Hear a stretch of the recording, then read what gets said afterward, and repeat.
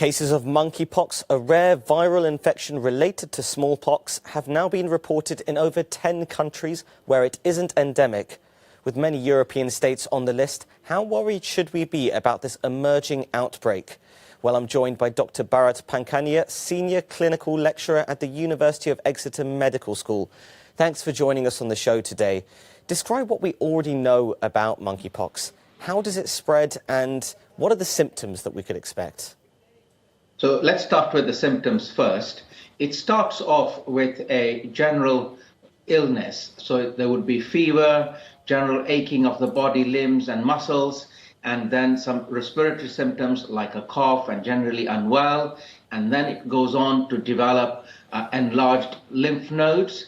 And then after the enlarged lymph nodes, a very specific, a very peculiar rash starts. So the rash is mostly in the face and arms and limbs area, and the rash is macular, and then it becomes a little papule, so it's like little pimples, and then it becomes pus-filled, so we call it pustule, and that is the illness. And in most people, the illness is uneventful and they get better over a course of 2 to 3 weeks.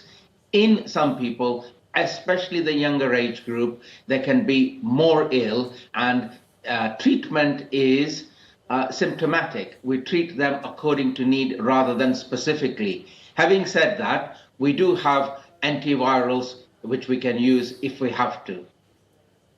And so we know that monkeypox doesn't usually spread between people that easily.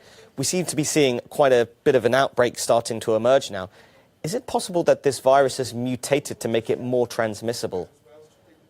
No, the virus has not mutated, and the mode of transmission is, as you say, not very easy. But what usually happens is very close, prolonged contact with a case, and of course, close bodily contact when you've got those pustules and papules filled with virus particles. Also, contaminated clothing can give rise to spread of infection. So it doesn't necessarily have to be direct person-to-person contact. It can also be with contaminated clothing. And of course, it is a zoonotic. So the origin would be some infected animal somewhere in West or Central Africa, which first gave it to human, and then the human gave it to other humans.